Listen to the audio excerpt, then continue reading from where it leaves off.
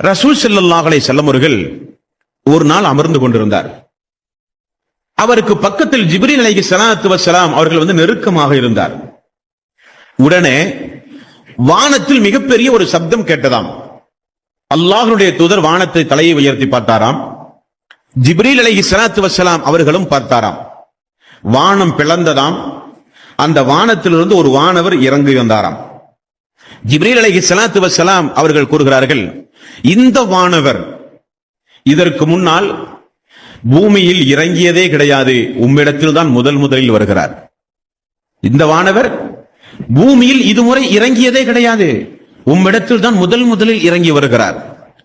வந்து அந்த வானவர் சொல்லுகிறார், முஹம்மது நபி அவர்களே, உங்களுக்கு முன்னால் எந்த தூதருக்கும் கொடுக்கப்படாத ஒரு சிறப்பு உங்களுக்கு மட்டும் கொடுக்கப்பட்டிருக்கின்றது என்று சொன்னாராம்.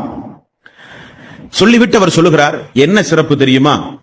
சூரத்துல் ஃபாத்திஹா, அல்ஹம்துலில்லாஹி ரப்பில் ஆலமீன், 7 வசனங்களை கொண்ட சூரத்துல் ஃபாத்திஹா, சூரத்துல் பக்கரா என்கிற இந்த 2 அத்தியாயம் உங்களுடைய சமூகத்திற்கு முன்னால் எந்த சமூக மக்களுக்கும் அருளப்படாத 2 அத்தியாயம். இது அல்லாஹ்வுடைய பொக்கிஷம்.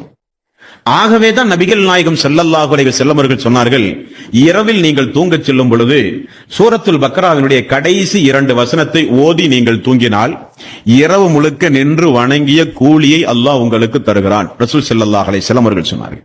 அப்படியானால் பார்த்தீர்களா, அல்லாஹ்வை அல்லாஹ்வுடைய தூதரிடத்திலே அவருடைய சிறப்பை சொல்வதற்கு, திருக்குர்ஆனின் மகத்துவத்தை சொல்வதற்கு அதுவரை இறங்காத ஒரு வானவர் அன்றைக்கு மட்டுமே இறங்கி அல்லாஹ்வுடைய தூதரிடத்திலே இந்த